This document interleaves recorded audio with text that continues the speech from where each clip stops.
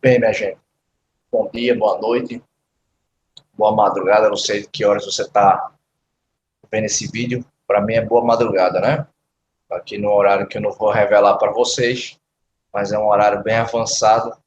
Fazer o possível para que ao longo dessa aula aqui eu não, né, mostre o sono e mostre o cansaço, tá?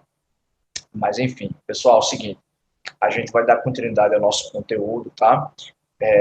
Espero que vocês lancem aí as dúvidas dessa aula no Google Classroom. Eu vou tentar nesse momento aqui usar uma ferramenta que até então eu não estou utilizando, né? Que é usar uma tela aqui compartilhada para que visualmente a abordagem que a gente vai fazer aqui facilite o conhecimento e a aquisição de conhecimento por parte de vocês, tá? E vou tentar também utilizar uma metodologia diferente para que vocês, ao terem qualquer dúvida em relação ao conteúdo dessa aula, concentrem lá a pergunta no Google Classroom, né, para que a gente eventualmente sane dúvidas que, ao ser a sua, pode ser de um outro colega, até de um outro turno, tá? Então, eu vou tentar fazer algo diferente aqui, e também já sei que vocês devem estar todo mundo meio estressado, né, meio aperreado por conta de prova. A gente vai ter notícias disso no início da semana, de forma mais concreta, mas peço que vocês sosseguem o coração, que com certeza dentro da razoabilidade, dentro da proporcionalidade, a gente vai tentar utilizar o método mais adequado, tá bom? Mas lembre-se, está todo mundo na mesma situação, está todo mundo no mesmo barco, e aí a gente vai tentar, na medida do possível, entender qual será a melhor forma dessa avaliação, tá bom? Então aguardem notícias realmente concretas e oficiais da instituição, e daqui a pouco a gente volta a conversar sobre isso, tá bom? Então vejam só, eu já montei aqui um textinho, né, um roteiro, na verdade, que eu vou preenchendo aqui junto com vocês. Então imaginem que eu estou lá no quadro fazendo aquelas anotações que vocês sabem que eu gosto de fazer, e aí a gente vai ter aqui, ó, pessoal, a demonstração de um roteirinho de aula que a gente está seguindo aqui, que na verdade vocês devem observar. Qual é o título da nossa aula hoje? Hoje você vai ver aí a tela entrando. O título da nossa aula é Limites ao Poder Constituinte, né, derivado reformador. Especificamente, a gente vai ver hoje da limitação material, ok? Então, esse primeiro ponto aqui, esse primeiro elemento que a gente está visualizando, pessoal, de aspectos gerais dessa limitação material ao poder constituinte e reformador, precisa ser contextualizado, né? Percebam o seguinte, na aula passada, a gente tratou aqui sobre, basicamente, algumas limitações ao exercício do poder constituinte derivado. Entre elas, nós vimos aqui especificamente, né, a ideia da limitação formal, que diz respeito ao procedimento, né, de alteração da Constituição via emenda constitucional. Então, a gente revisitou a questão da legitimidade, do procedimento, intervalo entre as votações, qual é o quórum, quem promulga uma emenda à Constituição aprovada, dentre outros aspectos. E aí a gente aprendeu que essa limitação ela é uma limitação formal ao exercício do poder constituinte derivado reformador. No finalzinho da aula, a gente discutiu a limitação circunstancial, que é uma limitação que impede a alteração da Constituição devido a uma situação de abalo institucional, de anormalidade, de crise, e o legislador constituinte basicamente diz o seguinte, olha, a Constituição não vai ser alterada durante a vigência do estado de defesa, do estado de sítio, da intervenção federal, porque são medidas extremas que fazem parte de um sistema constitucional de resolução de crises, de modo que é melhor resolver primeiro o problema, né, que está dando margem para essas medidas serem determinadas. Então, é melhor que os poderes constituídos se concentrem na resolução do problema, para, após essa resolução, se concentrarem aqui na alteração do texto constitucional. Então, é mais prudente haver um direcionamento, um foco das instituições para a resolução do problema, e depois as atenções podem ser divididas exatamente no processo de alteração da Constituição. É por isso, por exemplo, que em 2018 não houve nenhuma alteração na Constituição, nenhuma emenda aprovada, né, porque estávamos sob a vigência da intervenção federal decretada no Rio de Janeiro, né, pelo então presidente Michel Temer, e no final de 2018, ali mais ou menos, acho que dia 10 ou 11 de dezembro, houve aquela decretação, né, da intervenção federal no estado de Roraima. Mas a verdade é que essas limitações aí circunstanciais, elas impedem a aprovação de de uma emenda, né, à Constituição. Só um detalhezinho aqui que eu não falei na aula passada, mas vale a pena se recordar, se já estudaram sobre isso. A limitação circunstancial, preste atenção no que eu vou dizer, ela impede a alteração do texto constitucional, mas ela não impede a tramitação de uma emenda. É possível que algum legitimado apresente. A Comissão de Constituição e Justiça, ela oferte um parecer, dentre outros aspectos. Tá? Então, aqui a interpretação ela é restritiva. Em que sentido? Não é possível aprovar uma emenda, alterar o texto constitucional a partir da aprovação de uma emenda, mas é possível que ela tramite. Tá? A gente ainda não chegou, não teve esse exemplo, mas a doutrina, por exemplo, aventa a hipótese de uma emenda tramitar, ser aprovada, mas não ser promulgada exatamente por conta da vigência da intervenção federal, do Estado de Defesa ou do Estado de sítio, tá? Mas a verdade é que a emenda não pode ser promulgada em tese, em linhas gerais, mas nada impede que haja a tramitação, que haja a apresentação, que haja uma oferta de um parecer da Comissão de Constituição e Justiça e assim por diante, tá? Esse é um aspecto mais teórico que a gente não tem nenhum exemplo prático, afinal de contas, só em 2018, né, nós tivemos aí a intervenção federal, tá? Então, feita essa breve revisão, vocês estão vendo aí que a gente vai ver aqui aspectos gerais, tá? Então, veja, se a limitação formal diz respeito ao procedimento e se a limitação circunstancial diz respeito a uma situação fática que está tendo por consequência um eventual abalo institucional, uma crise, ou algo que está causando um desarranjo, por exemplo, no Pacto Federativo, a ideia aqui de uma limitação material, pessoal, e aí a gente pode observar, por exemplo, a minha anotação aqui, ela diz respeito ao conteúdo. O que eu estou querendo dizer aqui no final das contas? Volta para cá para a gente poder observar. Essa ideia de limitação material quanto ao conteúdo é basicamente dizer o seguinte: há determinadas matérias que o legislador constituinte originário retirou das mãos do legislador reformador a análise, a apreciação e a alteração dessas matérias.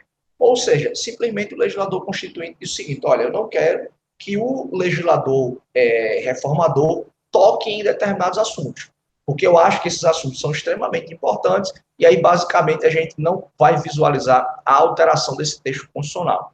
Então, em outras palavras, para ser mais claro, o que eu estou querendo dizer? Que há matérias que não podem ser alteradas pelo legislador constituinte e reformador, de modo que se houver alguma emenda que altere essas matérias proibidas no texto constitucional, essa emenda ela pode ser declarada inconstitucional, tá? Preste atenção nesse aspecto geral aqui, porque essa matéria, essa limitação aqui no Brasil, ela é conhecida, por exemplo, como cláusula, né, ou cláusulas aqui pétreas, tá? Ou seja, matérias que têm esse grau aqui de superproteção. E daqui a pouco eu volto a telinha lá para vocês observarem, ou como nos termos do que a doutrina alemã fala, é a chamada cláusula aqui, ó, de eternidade, tá? Ou seja, são matérias que, enquanto vigentes aquela Constituição, o legislador constituinte reformador ele não vai poder alterar aquelas matérias, tá? Só que aqui, pessoal, a gente já começa a ter algum tipo de, digamos assim, de problemas a serem enfrentados. Olha só. Em primeiro lugar, onde é que estão essas cláusulas pétreas aqui no Brasil? Elas estão previstas exatamente lá no artigo 60, né, famoso artigo 60 que a gente conversou bastante na aula passada, e esse artigo 60 especificamente, ó, no parágrafo 4º do artigo 60. Então, eu vou abrir aqui a telinha para vocês observarem o texto constitucional e a gente vai identificar o que é que diz esse artigo 60, né, parágrafo 4º, e quais são essas cláusulas pétreas aqui para a gente poder discutir um pouquinho, tá? Então, acompanha comigo aqui a leitura do que diz esse artigo 60, parágrafo 4º da Constituição, e a gente vai observar isso através da telinha que eu vou mostrar para vocês. Então, vamos lá. O que é que diz o artigo 60, parágrafo 4º da Constituição? Diz basicamente o seguinte aqui, ó, pessoal. Não será objeto de deliberação proposta de emenda, ou seja, PEC, tendente a abolir. E aí, 2 pontos, né, a gente observa aqui quais são as cláusulas pétreas. Forma federativa de Estado, voto direto secreto universal e periódico, a separação dos poderes e os direitos e garantias fundamentais. Então, o que o legislador constituinte aqui estabeleceu? Ele estabeleceu exatamente as cláusulas pétreas expressas, aquelas matérias que não podem ser mexidas pelo legislador constituinte derivado reformador. Eu quero que vocês prestem bastante atenção nesse item aqui, ó, que eu destaquei, né? Se fosse na vida real, eu ia dizer com o iluminador, com o marcador de texto, né? Aqui com o marcador de texto virtual. Olha só. Não será objeto de deliberação a proposta de emenda tendente a abolir. Muita gente, né, durante muito tempo, inclusive, interpretou esse dispositivo aqui na Constituição basicamente da seguinte maneira: não é possível promover nenhum tipo de hipótese ou nenhum tipo de alteração, perdão, nas cláusulas pétreas, o que é uma inverdade, tá? É uma falha aqui na interpretação das cláusulas pétreas. A ideia aqui, pessoal, como o texto deixa bem claro, é que você não pode promover uma emenda à Constituição que suprima essas matérias, né, do rol de cláusulas pétreas. No entanto, é perfeitamente possível que você, por exemplo, promova algum tipo de alteração, né, seja para ampliar o alcance de uma cláusula pétrea, e daqui a pouco a gente vai discutir isso, né, que é um grande problema aqui de interpretação. Mas é possível sim você, inclusive, promover algum tipo de restrição numa cláusula pétrea, mas o que você não pode é extinguir o núcleo essencial ou a razão de ser daquela cláusula pétrea. Então, veja, é incorreto você dizer que uma cláusula pétrea não pode ser alterada. Ela pode sim, ela pode ser ampliada, por exemplo, ou ela pode, em alguma medida, ser restringida, desde que não se elimine aqui o núcleo essencial ou a razão de ser dessa cláusula pétrea. Segura essa questão conceitual aqui, que daqui a pouco a gente vai discutir alguns elementos para você tentar compreender melhor, tá? Mas a aproximação inicial aqui, que é importante a gente perceber, é que essa ideia aqui de cláusula pétrea, ela pressupõe exatamente isso, né? Matérias que não podem ser tocadas ou que não podem ser suprimidas, né, pelo legislador constituinte derivado. Então, aqui são limitações materiais quanto ao conteúdo, quanto a normas que o legislador constituinte originário atribuiu a essas matérias um grau de proteção maior. É uma espécie de superproteção, tá? Inclusive, pessoas e autores interpretando a Constituição brasileira dizem que a nossa Constituição ela é super rígida. Basicamente, só para você relembrar, o que é uma Constituição rígida? É aquela Constituição que estabelece um processo mais complexo para a alteração do seu texto, em detrimento da alteração ou da criação de uma lei, por exemplo. Né? Aqui no Brasil, o processo de criação de uma emenda é muito mais laborioso, muito mais complexo do que a mera criação de uma lei, né? Que tem, por exemplo, se for uma lei ordinária, maioria relativa, uma votação na Câmara, uma votação no Senado. Já a emenda é todo aquele processo complexo que a gente viu na aula passada. Só que há autores que atribuem um caldo, atribuem um plus a essa Constituição brasileira. Dizem que, na verdade, a gente tem uma Constituição super rígida. Por quê? Porque nós temos, de fato, um processo mais complexo, né, para a alteração do texto da Constituição, em detrimento da matéria infraconstitucional, mas além desse processo mais laborioso, a gente ainda tem um núcleo de matérias que recebe um grau de superproteção do legislador constituinte originário, que são as cláusulas pétreas aqui, que a gente está conhecendo agora, tá? Então, vejam, esse elemento aqui inicial que a gente precisa observar, tá? Então, deixa eu voltar aqui a telinha, para a gente poder começar a conversar basicamente o seguinte, olha só. Feita essa aproximação inicial, a gente pode aqui abrir um segundo tópico, tá certo? Para a gente poder discutir o seguinte, né? Debates, né, ou argumentos que são contrários ou argumentos favoráveis à existência de cláusulas pétreas. Existe uma discussão enorme na doutrina sobre cláusulas pétreas, inclusive o texto do Rodrigo Brandão, que eu passei para vocês, aborda algumas questões interessantes, de modo tal que a gente vai discutir agora algumas questões, tá? Argumentos, aqui, vou colocar como segundo tópico, argumentos favoráveis e contrários à existência de cláusulas pétreas, tá? Então, esse é o segundo ponto aqui para você colocar no seu caderno, na sua anotação, e vai ficar aqui como segundo ponto, tá? A gente tem, pessoal, basicamente dois argumentos, tá? São os argumentos que a doutrina vai chamar de argumento democrático, ok? E a gente vai discutir quais argumentos são esses, tá certo? Então, eu tenho aqui o chamado argumento democrático e eu tenho aqui também o chamado argumento constitucionalista, tá? Então, eu vou liberar a telinha aqui para vocês poderem observar. O argumento constitucionalista, ok? São dois argumentos aqui que são que estão em lados opostos, não é? Para a existência aqui de cláusulas pétreas. Então, observem comigo aqui esse ponto 2, para que vocês observem, tá bom? O roteiro de aula aqui e preencham exatamente de acordo com o que a gente vem abordando aqui. Então, veja, existem argumentos aqui que são contrários à existência de cláusulas pétreas e existem argumentos aqui que são favoráveis à existência de cláusulas pétreas. O Rodrigo Brandão ele é muito didático nesse sentido. Vamos para cá primeiro resgatar mais uma vez o sentido de uma cláusula pétrea. Pessoal, basicamente, o que é uma cláusula pétrea? São matérias, conforme eu falei agora há pouco, que o legislador constituinte originário atribuiu um grau de superproteção maior. É como se o legislador constituinte tivesse feito o seguinte, ele tivesse atribuído um escudo.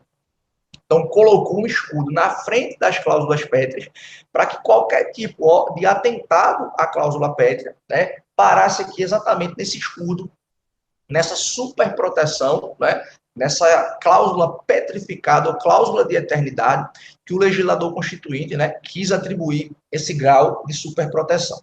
Mas olha só um primeiro argumento aqui. Esse argumento democrático aqui, ele é contra, pessoal, a existência de cláusula pétrea.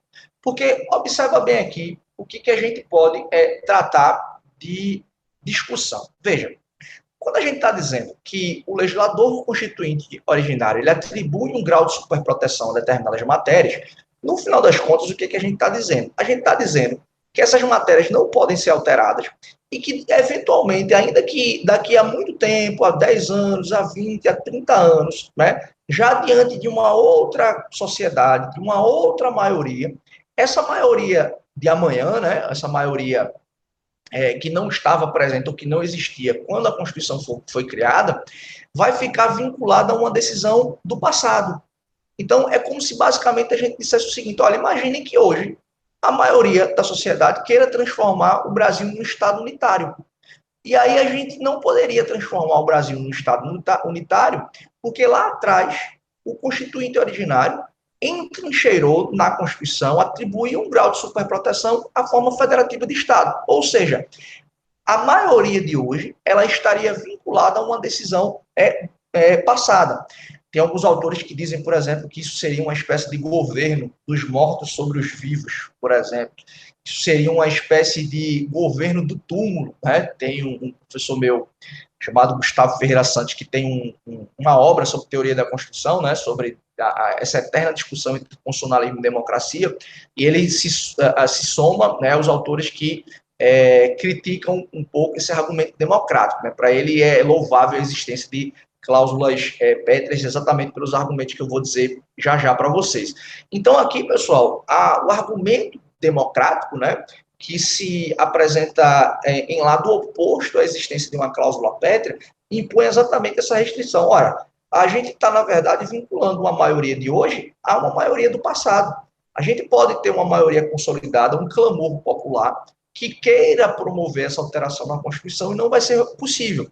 Qual é o grande risco, por exemplo, de se fazer prevalecer, né, a existência de uma cláusula pétrea e se desconsiderar, por exemplo, o argumento democrático? O risco é basicamente o seguinte: imaginem vocês que haja a necessidade de alterar determinado ponto, que há uma maioria consolidada na sociedade, há um clamor da sociedade para se alterar determinado aspecto constitucional, e não vai ser possível essa alteração por conta da existência de cláusula pétrea. O que fatalmente vai acontecer? Pode acontecer uma ruptura institucional. Né? Pode acontecer, por exemplo, no meio de uma ebulição social, no meio de uma discussão, no meio de um problema, né, na sociedade, se convocar uma nova constituinte, uma manifestação do poder constituinte originário, para mudar a Constituição e promover essa alteração que tranquilamente poderia ser alterada através do exercício do poder constituinte derivado. Então, o risco aqui que a gente tem, né,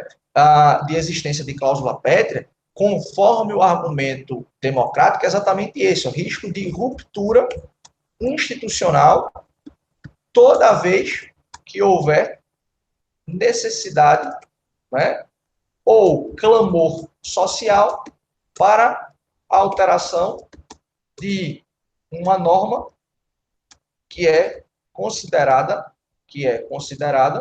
olha só, que é considerada cláusula pétrea, tá? Então, o argumento democrático aqui, ele apresenta exatamente essa restrição, tá bom, pessoal? É o governo dos mortos, é você estabelecer uma maioria do passado, vinculando a vontade da maioria aqui do presente, tá? Por outro lado, esse argumento democrático aqui, ou melhor dizendo, esse argumento constitucionalista, ele é um argumento, né, que é favorável à existência de cláusulas pétreas. E por que esse argumento aqui ele é favorável à existência de cláusulas pétreas? Porque, pessoal, é da essência do constitucionalismo, né, e a gente já viu isso desde as nossas primeiras aulas, é da essência do constitucionalismo a ideia de limitação do exercício do poder político. Então, toda vez que em uma Constituição, né, que o legislador constituinte originário, ele opta por entrincheirar determinadas matérias no conteúdo, no bojo de uma Constituição, o que esse legislador constituinte originário está fazendo? Ele está, pessoal, no final das contas, né, atribuindo aquilo que a gente já viu, né, esse grau de superproteção a determinada matéria, e basicamente o que ele está fazendo? Ele está protegendo, né, aquele núcleo básico do Estado que foi criado quando a Constituição foi gestada, e esse núcleo básico, esse modelo básico aqui de Estado, ele está sendo protegido das chamadas paixões futuras. Então, por exemplo, o que o argumento constitucionalista estabelece? Né? Ele estabelece o seguinte, que essa ideia de cláusula pétrea, ela exatamente protege, né? Daqui a pouco eu abro para vocês aqui a tela, mas basicamente esse argumento constitucionalista ele faz o seguinte, ele protege, né, o modelo básico aqui, o modelo básico de Estado criado com a Constituição. Lembre-se da ideia do poder constituinte originário ele ser inicial, né, por inaugurar uma nova ordem jurídica, por criar um novo modelo de Estado. E aí, esse argumento constitucionalista ele estabelece bem isso. A existência de cláusulas pétreas protege o modelo básico de Estado criado com a Constituição, né? E protege de quê? Protege o modelo básico de Estado criado com a Constituição de paixões futuras, tá? O que seriam essas paixões futuras aqui? Uma vontade de uma maioria eventual desfazer o trabalho do constituinte originário, ou seja, desfazer aquele modelo básico de Estado que foi criado, aquela vontade do povo, aquela vontade emanada ali do poder constituinte originário, que foi colocado naquela Constituição. Então, o que a cláusula pétrea basicamente faz é o seguinte, ela estabelece um pré-compromisso, ela estabelece um núcleo, um modelo básico de Estado que foi criado, atribui esse grau de superproteção e aí impede que esse modelo aqui seja alterado em razão de paixões futuras. Veja, a gente já viu agora há pouco esse artigo 60, não é? Quais são as cláusulas pétreas que daqui a pouco a gente volta a conversar sobre elas. Essas cláusulas pétreas aqui, elas foram escolhidas pelo legislador constituinte originário e aí preserva esse núcleo básico do modelo de Estado que foi criado pela Constituição de 88. Outras matérias não receberam, pessoal, esse grau de superproteção, porque o legislador constituinte entendeu que se houvesse qualquer tipo de alteração nessas matérias, não se extrairia a mudança, né, do modelo básico de Estado que havia sido criado aqui pela Constituição de 88. Então, esse argumento aqui constitucionalista vai dizer, na verdade, se o constitucionalismo busca limitar o exercício do poder, ainda que manifestar através de maiorias eventuais, a gente tem que, ao entrincheirar na Constituição a ideia de repartição de competências, a ideia de separação de poderes, de proteção de direitos fundamentais, a gente tem que impedir que eventuais maiorias futuras mudem ou estraguem ou causem algum tipo de distorção nesse modelo aqui básico de Estado que foi criado, tá? Tem uma alusão aqui muito interessante, e eu já vou liberar a tela aqui para vocês observarem de novo, né, e verem a anotação. Tem uma explicação muito interessante que tanto o Vigílio Afonso da Silva quanto o Daniel Sarmento dizem nos livros respectivos, né, o Vigílio no artigo que eu passei para vocês e o Daniel Sarmento no texto, né, de poder constituinte do livro dele, eles vão usar uma expressão interessante que uma analogia, na verdade, para você entender, tá?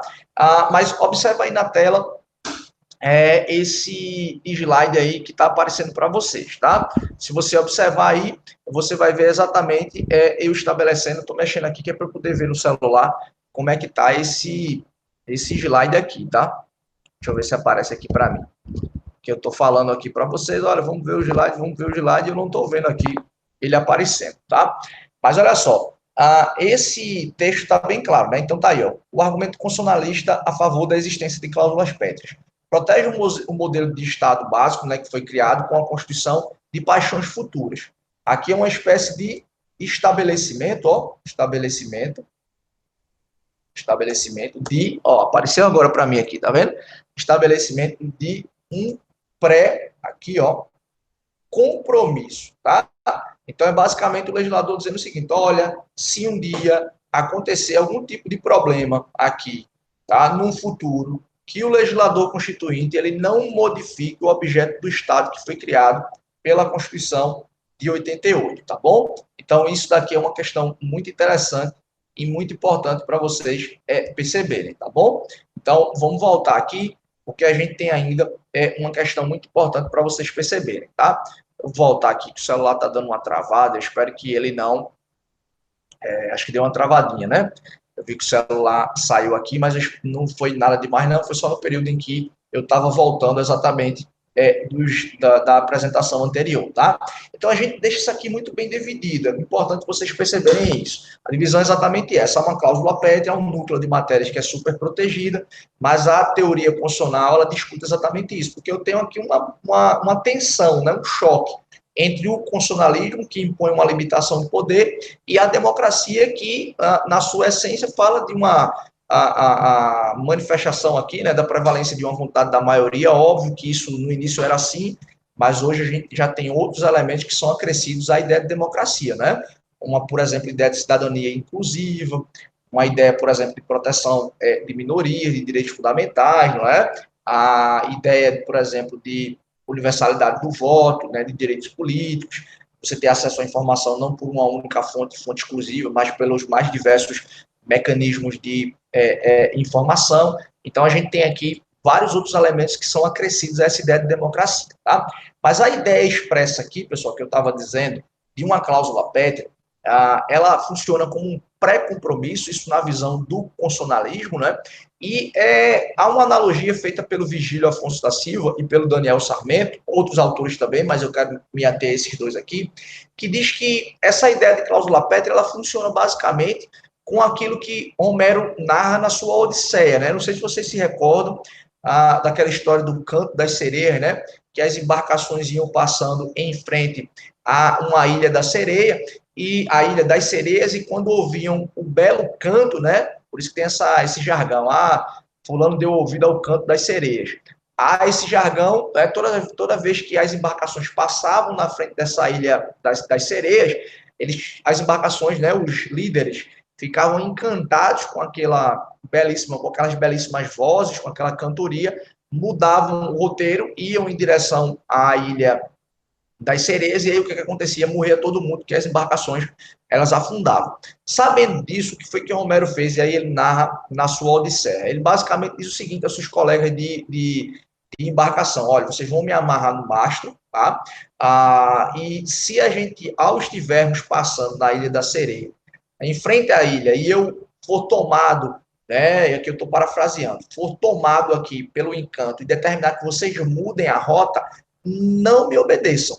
Por quê? Porque fatalmente, se eles obedecessem, né, aquela decisão tomada por Romero no momento em que ele estivesse tomado pela paixão, certamente ia levar o barco ao naufrágio, tá? Então isso aqui funciona como um pré-compromisso. É impedir que uma eventual paixão futura coloque tudo a perder. É por isso que fica essa ideia aqui de pré-compromisso, tá? Deixa eu colocar para vocês aqui na telinha, para vocês observarem um trecho aqui que eu tirei do artigo do Vigílio Afonso da Silva, que ele discute dupla revisão, e é exatamente um trecho do livro 12, né, do Romero, a Odisseia. Olha só o que ele vai falar e vai sintetizar isso que eu expliquei para vocês.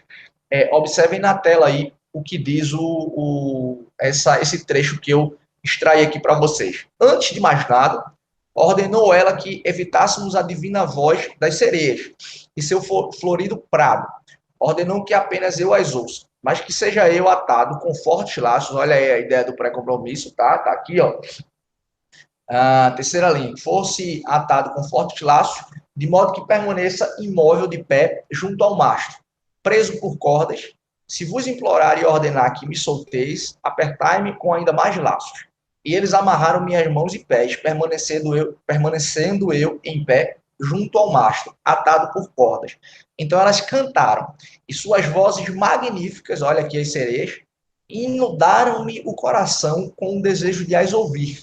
E com um movimento de sobrancelhas, ordenei meus camaradas que me soltassem. Eles, porém, curvaram-se sobre seus remos e continuaram a remar. Ou seja, naquele momento, ele foi tomado daquela paixão e que, se fosse obedecido, né, ele teria certamente levado ao naufrágio aquela determinada embarcação. E aí, o que os camaradas dele fizeram, né? O que eles fizeram? Respeitaram o pré-compromisso que havia sido estabelecido. Então, é por isso que a gente usa esse argumento aqui para dizer da importância das cláusulas pétreas, tá? Falando aqui do argumento constitucionalista. Óbvio, pessoal, eu já me alonguei demais nesse debate aqui, mas há uma discussão infindável na doutrina constitucional, na teoria constitucional, muitos artigos, por exemplo, eu posso fazer a indicação aqui, Gustavo Ferreira Santos, né, tem artigo falando sobre isso, sobre essa tensão entre constitucionalismo e democracia. Daniel Sarmento tem artigos também, além dele tratar desse tema no livro, ele também tem artigos falando sobre o assunto. O Paulo Ricardo Schier, lá da Universidade Federal, né, do Paraná, o doutor lá pela UFPR, tem artigos também, né, falando sobre esse campus de tensão aqui, as tensões entre constitucionalismo e democracia. Isso fica muito evidente aqui no debate sobre cláusula pétrea, tá? Então, espero que vocês tenham compreendido, tenham entendido bem a ideia da existência dessas cláusulas pétreas, tá? Então, vejam, o que é que a gente pode estabelecer aqui, pessoal? A gente pode ir agora abrir um terceiro tópico da nossa aula, tá certo? Daqui a pouco eu abro a tela aqui novamente para vocês observarem. E aí, o que a gente vai fazer? A gente vai discutir, ó, cláusulas pétreas, tá? Em espécie, tá? Então, a gente vai tentar conhecer um pouquinho as discussões que existem sobre essas cláusulas pétreas previstas na Constituição, no artigo 60, no parágrafo 4º. Lembre-se, cláusulas pétreas em espécie, tá? E aqui eu vou colocar no tópico cláusulas pétreas expressas, tá? Que a doutrina faz uma discussão aqui e estabelece a possibilidade de existência de cláusulas pétreas implícitas, ou seja, aquelas cláusulas pétreas decorrentes, ó, por exemplo, da interpretação, né, decorrente, por exemplo, dos tratados internacionais e assim por diante. Ok, pessoal? Mas eu quero aqui, inicialmente, conversar com vocês sobre a primeira cláusula pétrea. Eu vou seguir a ordem aqui para a gente poder abordar isso de forma correta, tá? Então, a primeira cláusula pétrea aqui que eu quero abordar com vocês é exatamente a forma federativa de Estado, tá bom, pessoal? Então, olha só, o que a gente entende aqui por forma federativa de Estado? Forma federativa de Estado, tá? É aquela subdivisão territorial, eu já tive a oportunidade de conversar com vocês sobre isso, em que há entes autônomos dentro de um território e esses entes autônomos recebem parcela de autonomia, tá? A gente está vendo isso muito sendo discutido, né, por ocasião agora dessa pandemia do coronavírus. O presidente diz uma coisa, o governador diz outra, o prefeito diz outra. Eu estou até com vontade de fazer uma live discutindo sobre isso daí, porque eu tenho recebido reiteradas perguntas de aluno, professor, O que é que prevalece? Hein? A vontade do presidente, do governador, do prefeito? Quem é que realmente manda, né? Há uma tendência natural da gente imaginar que União, né, manda nos estados e nos municípios. Do ponto de vista prático, de fato, a União tem um pouco mais de autonomia em termos financeiros, orçamentários, congrega aí 70% da arrecadação tributária, né, do país, mas a União, estados e municípios, mais o Distrito Federal, são igualmente né, autônomos nos termos da Constituição. Então, é a Constituição que atribui qual é a competência da União, dos estados e municípios, tá? Então, na verdade, aqui não é quem eu obedeço, o presidente, o prefeito ou o governador, saio ou não saio, né? A discussão do momento é essa. Só que não é saber obedeço a quem. A pergunta, na verdade, deve ser outra. De quem é a competência constitucional para tratar sobre essa matéria que eu estou tentando entender quem é que vai determinar, se é o presidente, o governador ou o prefeito. Se a matéria é de competência da União, os atos normativos serão expedidos pela União, através do Congresso ou através do presidente. Se a matéria é de competência dos estados, vai prevalecer a vontade do governador, da Assembleia Legislativa, tá? Se a vontade é de competência, se aquela matéria é de competência dos municípios, prevalece a vontade da Câmara Municipal e do prefeito. Então, aqui é uma questão de federalismo, saber de quem é a competência para tratar sobre aquela matéria, tá? Eu já vou enumerar aqui, pessoal, a gente vai tratar sobre a segunda cláusula pétrea, para eu poder discutir conjuntamente, que é exatamente a ideia de separação dos poderes, tá? Então, deixa eu abrir a telinha aqui, para vocês observarem como é que está já organizado esse terceiro tópico aqui da aula, para a gente discutir essas duas cláusulas pétreas aqui, que é muito interessante também a gente perceber, não é, pessoal? Porque a separação dos poderes, ela também pressupõe, dentro de um mesmo território, a divisão espacial do poder, né? Talvez enquanto que o território, a federação esteja tratando de uma divisão territorial de competências e poderes, a separação fala exatamente voltado para os poderes propriamente constituídos, né? Mas ambos os institutos aqui, eles vão estabelecer a ideia de limitação do exercício do poder. Vão estabelecer aqui a ideia exatamente de quanto mais descentralizado estiver o exercício do poder, melhor será aqui para o exercício dessa função. Quanto melhor ou quanto mais descentralizado, né, há uma ideia de mecanismos aqui de freios e contrapesos e há uma espécie de impedimento, né, ao abuso desse poder político. Tá? Só que aqui, pessoal, eu quero chamar a atenção de vocês aqui para um caso que foi enfrentado pelo Supremo Tribunal Federal, tá? Que foi um caso aqui, ó, julgado, eu já vou colocar aqui na ADI número, tá? Foi uma ADI bem famosa, ADI 3.367, tá?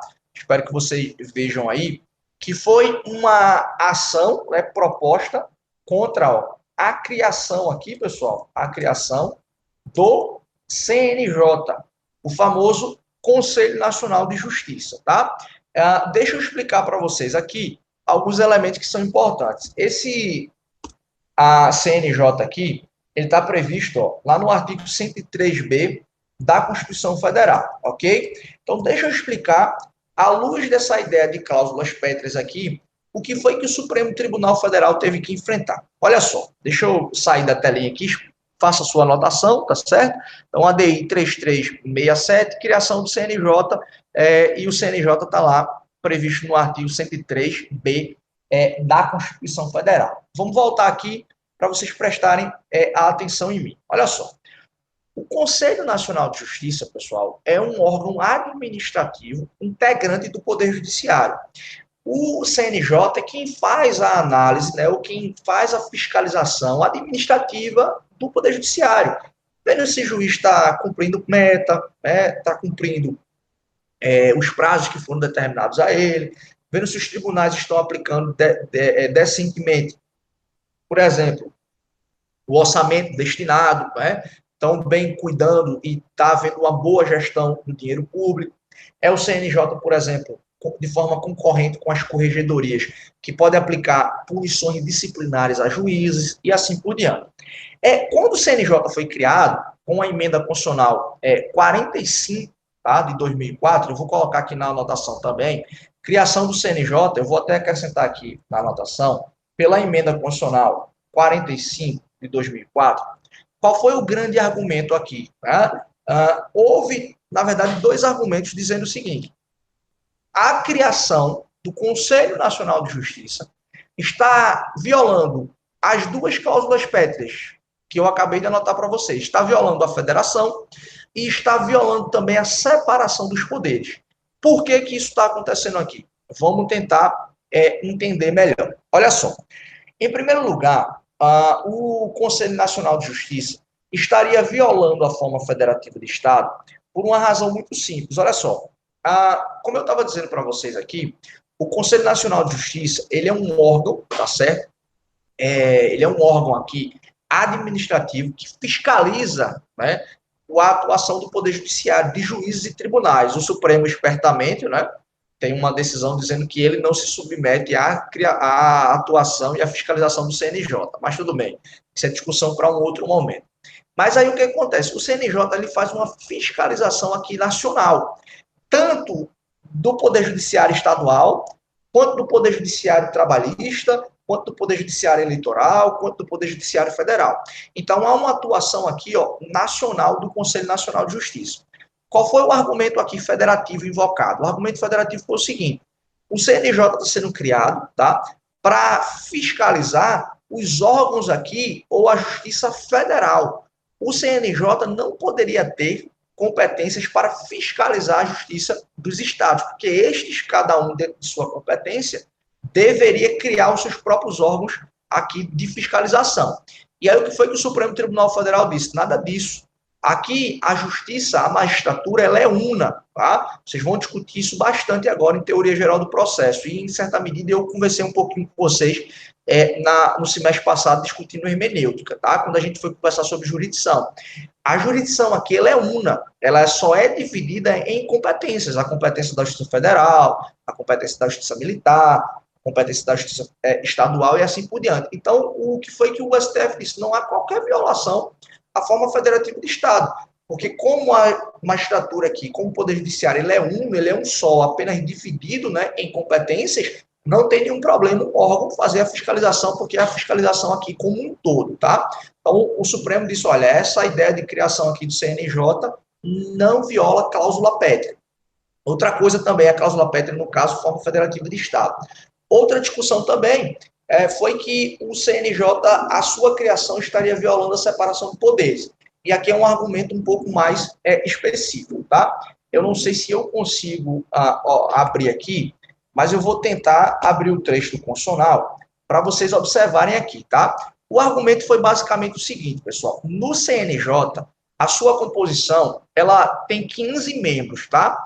Desses 15 membros aqui, 9 são do Poder Judiciário. Então, tem integrante lá do Supremo, do CNJ, da Justiça do Trabalho, tá? Da Justiça Federal, da Justiça Estadual, por exemplo. Só que, além desses integrantes da magistratura, existem também integrantes do Ministério Público, tá certo? Existem 2 cidadãos, um indicado pelo Senado e outro pela Câmara dos Deputados, e existem 2 membros da advocacia indicados pelo Conselho Federal da OAB. Então, qual foi o argumento aqui? Foi que, quando se cria um órgão, né, com a configuração do CNJ, em que existem membros fora da estrutura do Poder Judiciário, haveria aqui uma violação à separação dos poderes, porque o Poder Judiciário estaria tendo interferências de indivíduos que são estranhos aos quadros do Poder Judiciário. Deixa eu abrir aqui a tela para você ver o que diz esse artigo 103b da Constituição, e aí você vai perceber exatamente isso que eu estou dizendo, tá? A composição do Conselho Nacional de Justiça aqui, no artigo 103b. Deixa eu ver se a tela consegue. Que pena, cara, não consegue abrir aqui, ó. Vou ficar devendo para vocês mostrar. Não, eu posso fazer, sabe o quê? Eu posso copiar, veja como é a tecnologia, né? Eu posso copiar aqui e fazer basicamente o seguinte, e fazer o ajuntamento aqui no Word que eu abri para vocês, copiar e colar, ó, e aí, ó, deixa eu já abrir aqui e compartilhar para vocês. Eu posso copiar e colar esse dispositivo da Constituição, e aí vocês vão observar e vão acompanhar comigo aqui a leitura atenta, tá? Então, vamos prestar atenção aqui. Olha só o que diz o artigo 103b da Constituição. Então, o artigo 103b, ó, no caput, diz assim: o Conselho Nacional de Justiça compõe-se de 15 ministros, né, de 15 conselheiros, na verdade, com mandato de 2 anos, admitida uma única recondução. Vamos pular esses primeiros incisos aqui, que todos falam sobre competência aliás, os integrantes do Poder Judiciário, e aí a gente vai aqui, ó, a partir do inciso 10. Então, veja o que diz aqui o inciso 10, o inciso 11 e o inciso 12, tá? Que eu acabei de iluminar aqui para vocês. Inciso 10. Um membro do Ministério Público da União, indicado pelo Procurador-Geral da República. Um membro do Ministério Público Estadual, escolhido pelo Procurador-Geral da República, dentre nomes indicados pelos órgãos competentes de cada instituição estadual. 2 advogados indicados pela Ordem dos Advogados do Brasil. E no inciso 13, ó, aquilo que eu falei para vocês, os 2 cidadãos indicados pela Câmara dos Deputados e pelo Senado Federal. E aí o que foi que argumentaram? Que esta composição aqui do CNJ, ela estaria promovendo, na verdade, uma violação à separação dos poderes, né, a partir de uma interferência indevida no Poder Judiciário, com essa configuração, né, indivíduos estranhos à estrutura do Poder Judiciário interferindo e, como tal, promovendo uma violação à separação dos poderes. Então, o que foi que o Supremo Tribunal Federal fez? Simplesmente afastou esse argumento, disse que o CNJ não estaria aqui violando a separação dos poderes. Tranquilo? Então, são esses os argumentos aqui para você entender que o Supremo Tribunal Federal, ele se valeu aqui das cláusulas pétreas, né? Forma federativa de Estado e separação dos poderes, para exatamente, pessoal, aqui impedir, tá certo? O argumento de dizer que o CNJ estaria violando a separação dos poderes, tá certo? Então, esses são os argumentos aqui bem interessantes para vocês perceberem, tá bom? Então, vamos avançar aqui para a gente discutir, basicamente, a próxima cláusula pétrea aqui, que é exatamente, ó, a ideia do voto ser direto, secreto, universal e periódico, tá? Lembrando que eu não estou fazendo a abordagem na ordem aqui, que está prevista na Constituição, porque foi mais didático ter abordado essa ideia aqui do Conselho Nacional de Justiça de uma vez só, tá bom? Então, o que é que a gente vai fazer agora? A gente vai ver, ó, a outra cláusula pétrea, que é exatamente, ó, o voto direto, secreto, universal e periódico, tá bom? Aqui, basicamente, eu quero chamar a atenção para vocês para uma questão. Se vocês observarem direitinho, essa cláusula pétrea aqui, voto direto, secreto, universal e periódico, ele está escondendo para a gente, ou melhor dizendo, né, está ensinando para a gente o seguinte: muita gente pensa, tá, que o voto obrigatório ele é cláusula pétrea no Brasil, mas não é. Se você observar direitinho, você vai ver o texto dizendo: o voto tem que ser direto, secreto, universal e periódico, tá bom? Algumas características aqui que são importantes. E aí preste atenção na leitura. Em primeiro lugar, o que é um voto direto? É você ir lá e escolher seu candidato, votar exatamente nele e o voto cair exatamente para o seu candidato. Tá? Isso no sistema majoritário. No proporcional tem uma discussão, porque é o famoso voto de legenda, né? O quociente partidário eleitoral, mas próximo semestre vocês vão discutir isso daí um pouquinho, tá bom? Então, você tem aqui o voto direto. O voto direto é ir lá na urna e votar no seu candidato, tá bom? O voto secreto, né? É exatamente você ir lá e não ter o sigilo do seu voto violado, só você, por isso que a gente, quando se dirige à cabine de votação, ninguém acompanha, né? Sob pena de haver violação à lei eleitoral. Recentemente, o Supremo declarou inconstitucional, né? Uma lei, inclusive foi, salvo engano, proposta até pelo Bolsonaro, que era aquela famosa ideia do voto impresso, né? Você vota lá e saía o comprovante da sua votação. O Supremo considerou que isso seria uma violação à cláusula pétrea exatamente nessa acepção, essa característica aqui do voto ser secreto, tá bom? O voto também ser universal. Aqui essa ideia tem algumas exceções, aquela perspectiva do sufrágio universal, né? Salvo uma ou outra restrição, você não pode, por exemplo, estabelecer um voto censitário, estabelecer que só vai poder votar quem tem posse, quem tem determinada qualificação, não, tá? o Constituinte ele impôs as suas próprias restrições, quando disse, por exemplo, que o analfabeto pode votar, mas não pode ser votado, né? Estabeleceu algumas hipóteses de voto facultativo, mas a ideia é que, salvo a própria previsão constitucional, ou salvo o respeito a princípios constitucionais, você não pode, né, princípios constitucionais, você não pode impor nenhum tipo de restrição ao voto aqui, tá bom? E o voto também, pessoal, ser periódico, tá? Periodicamente, né, a gente ser chamado de 4 em 4 anos para escolher o presidente, para escolher governador, deputados e senadores, tá? E de 4 em 4 anos para escolhermos aí prefeitos e vereadores, ok?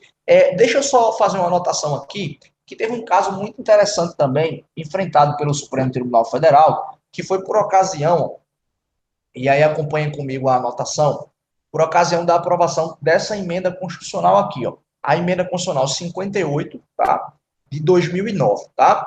Essa emenda constitucional aqui, pessoal, ela ampliou o número de vereadores de cada município, tá? Ela promoveu algumas alterações no critério de repartição territorial e aí essa emenda fez aí alguns ajustes. O que foi que aconteceu? Surgiram, né, à época, teses para que essa emenda ela fosse aplicada retroativamente às eleições municipais que haviam ocorrido em 2008. Por quê? O que estavam querendo, no final das contas, né? Veja a falcatrua. Estavam querendo, pessoal, na verdade, que, como houve aqui um aumento do número de vereadores por município, queriam que essa alteração fosse retroativa, porque muitos daqueles que ficaram na suplência, né, na eleição, poderiam assumir os cargos, considerando que houve aqui um aumento e esse aumento alcançaria muitos suplentes, tá? E aí o que o Supremo Tribunal Federal fez? O Supremo teve que enfrentar aqui uma ação, tá? Eu vou até colocar o número aqui, foi uma ADIM também, uma ação direta de inconstitucionalidade, tá certo? Aqui, ó, ação direta de inconstitucionalidade 4.307, tá certo? A relatoria foi a ministra Carmen Lúcia, mas em 2009 o Supremo teve que enfrentar, né, à luz dessa ideia de cláusula pétrea aqui, de voto universal, periódico e assim por diante.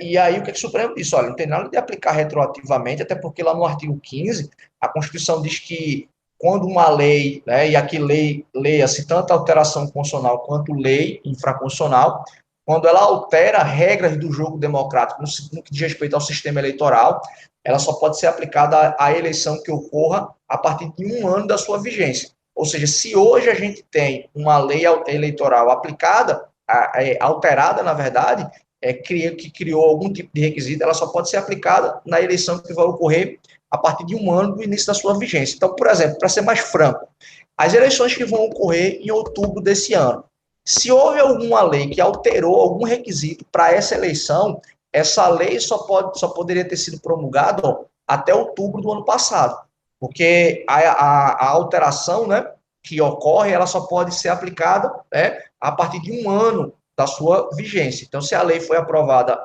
no ano passado, ela só pode começar até um ano do início da sua vigência, para ser aplicada tecnicamente, tá? Então, queriam aplicar aqui retroativamente uma determinada alteração, e aí o Supremo disse que isso seria inconstitucional, tá bom? Então, tá aqui, ó, a ideia de voto direto, secreto, universal e periódico, tá bom, pessoal? Então, qual vai ser aqui a nossa cláusula pétrea? Nossa próxima cláusula aqui para analisar. Direitos, ó, e garantias aqui individuais, tá bom?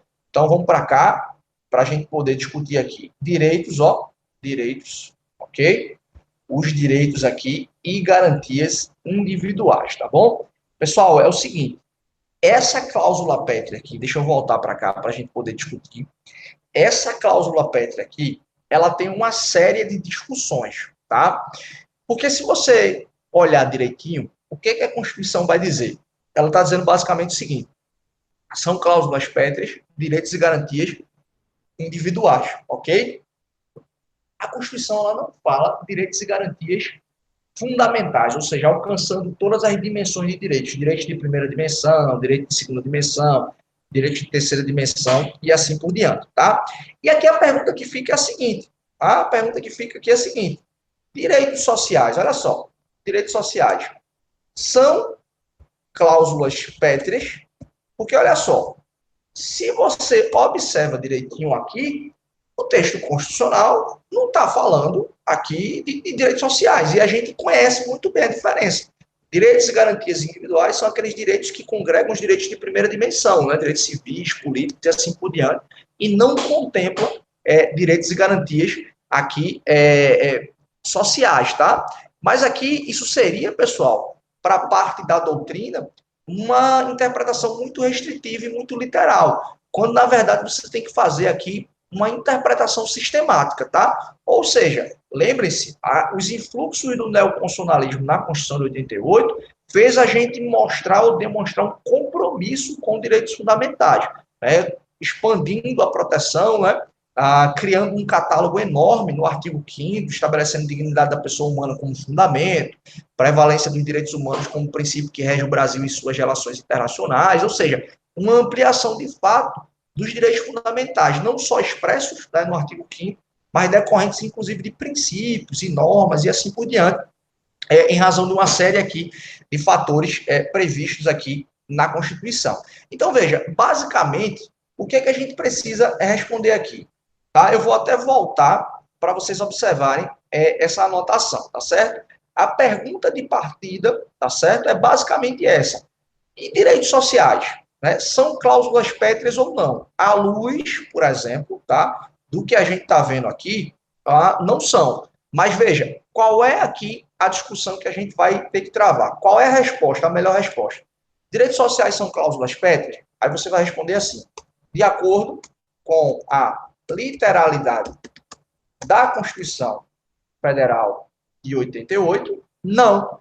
De acordo com a literalidade da Constituição Federal de 88, não são cláusulas pétreas, ok? E isso daqui, pessoal, ó, é corroborado por uma doutrina minoritária, tá certo?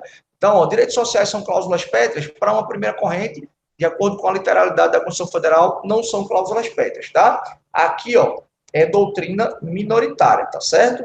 Então, tem um pessoal aí minoritária.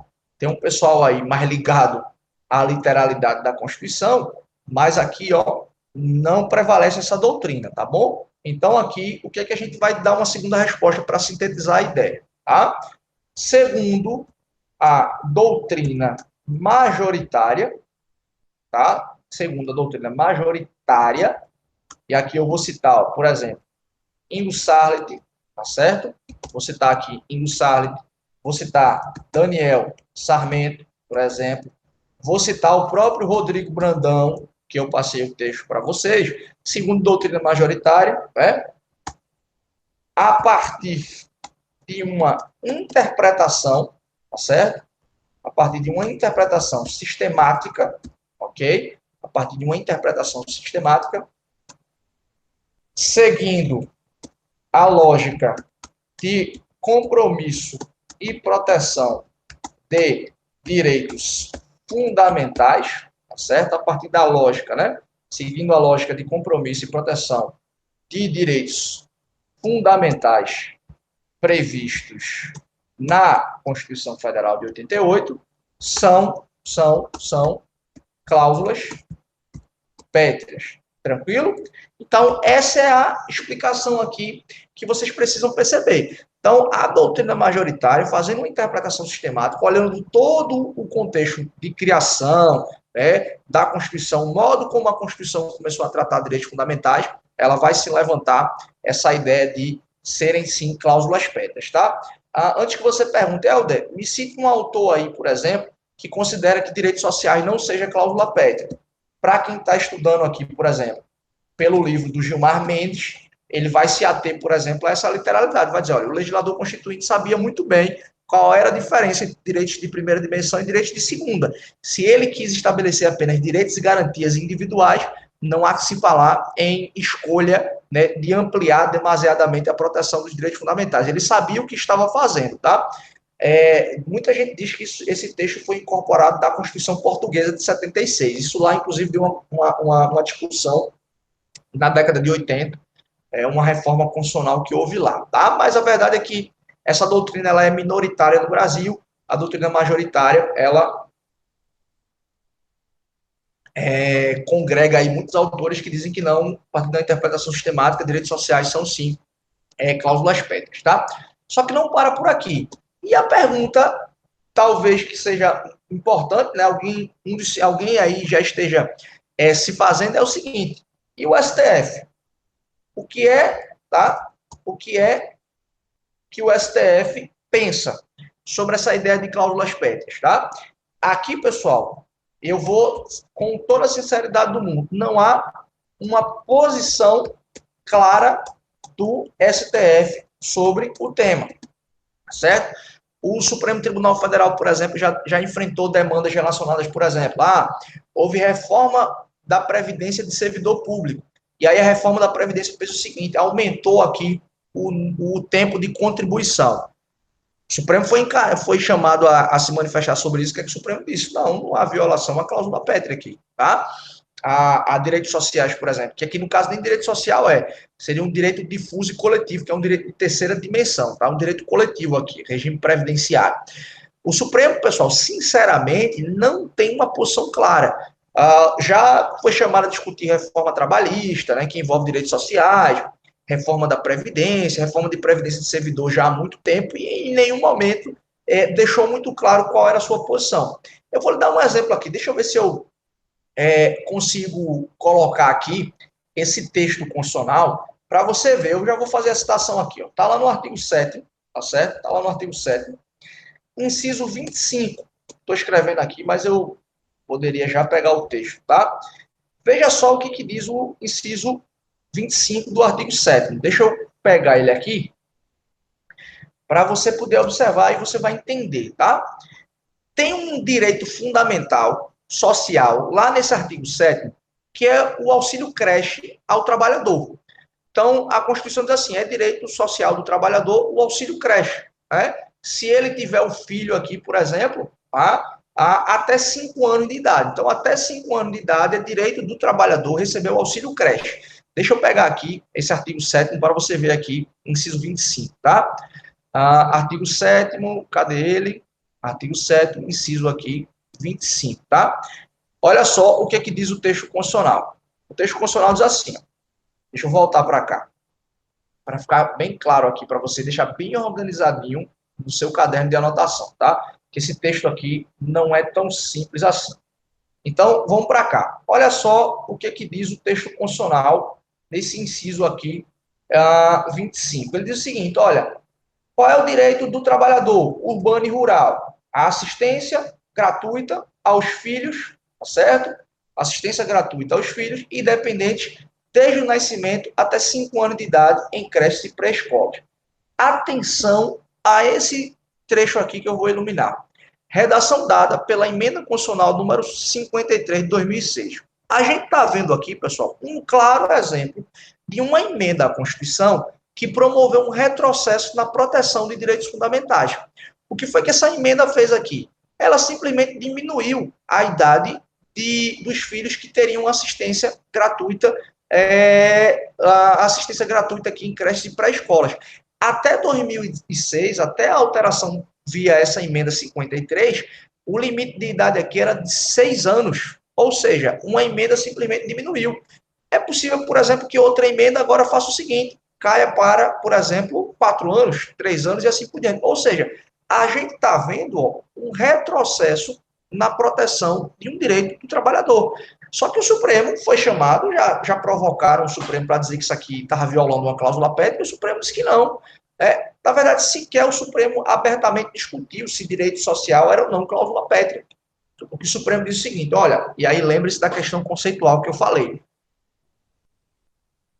Eu disse para vocês o seguinte no início, olha, aquele texto lá, aqui, ó, tendente a abolir, tá? Deixa eu voltar aqui para você ver. A expressão, ó, do artigo 60 aqui, tá bom? Essa expressão que está iluminada, tendente a abolir, ela deve ser interpretada dessa forma. Tendente a abolir o quê? Tendente a abolir a própria cláusula pétrea, tá certo? Mas é possível promover alterações? É possível, desde que seja para ampliar, ou também, pessoal, ou também aqui, ó, desde que seja uma alteração que até cause algum tipo de retrocesso, mas não restrinja a razão de ser da existência daquela cláusula pétrea ou daquele direito. Vamos tentar exemplificar com esse caso que eu acabei de citar para vocês aqui, da existência, pessoal, desse direito do trabalhador. Veja, a gente poderia aqui observar basicamente o seguinte: a Constituição ela diminuiu a proteção de 6 anos para 5, mas o trabalhador deixou de ter o auxílio creche? Não. Ou seja, então foi preservado aquele direito, ainda que com uma espécie de diminuição do seu alcance. Então, o que a cláusula pétrea aqui, no final das contas, ela está tendo como pressuposto é: eu até posso alterar para ampliar ou, em alguma medida, diminuir o alcance.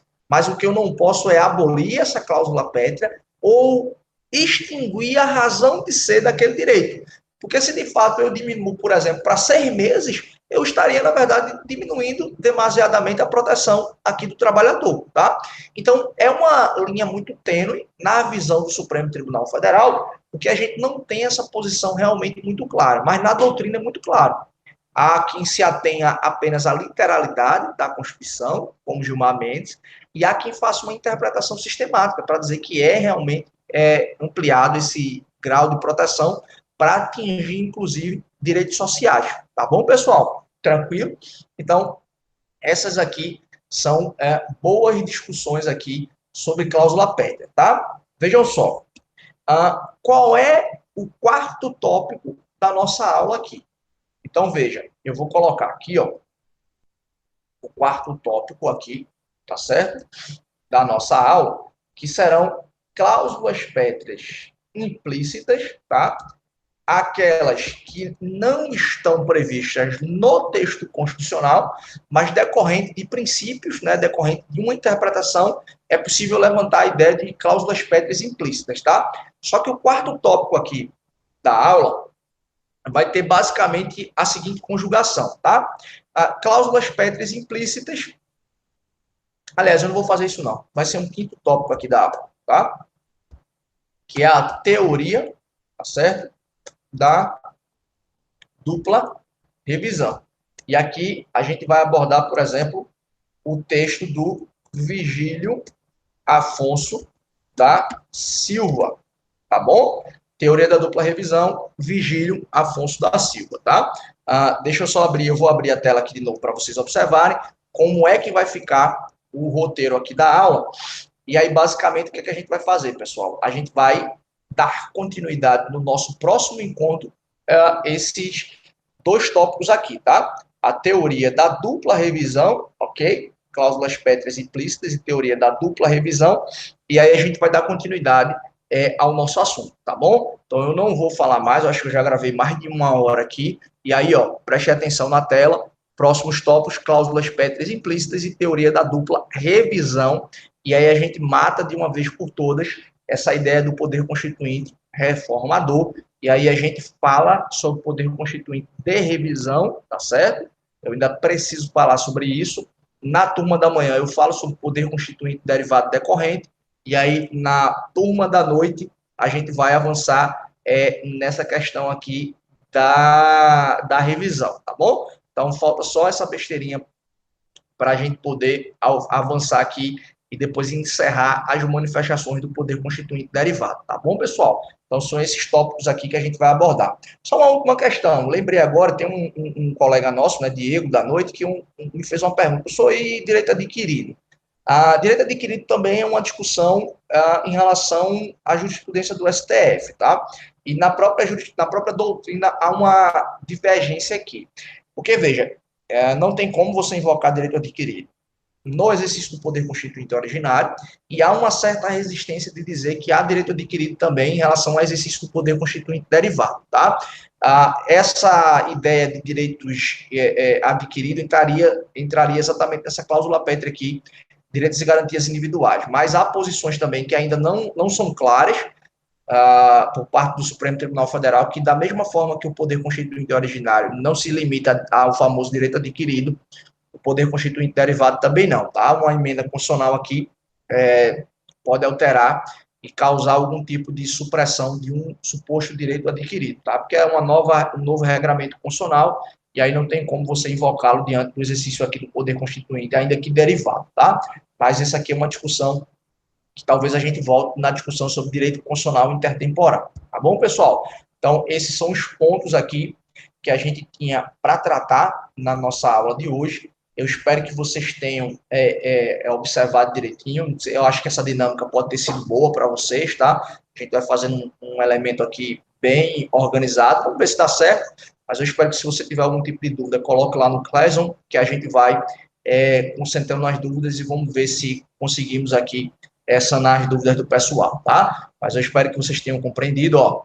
Eu disse no início da aula que eu não iria falar o horário que eu estava gravando, mas vou dizer para vocês aqui, estou terminando 2h44 da manhã, faz parte da vida do professor, é luta para todo mundo, a gente está nessa batalha junto, e sempre que for possível, né, trazer o melhor conteúdo para vocês, de forma clara, objetiva.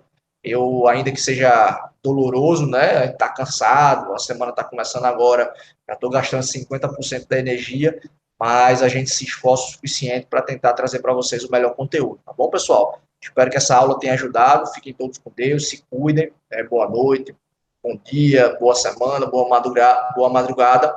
Na sexta-feira a gente se encontra online, ao vivo, tá bom? Fiquem todos com Deus, bons estudos, até a nossa próxima aula. Tchau, tchau, pessoal.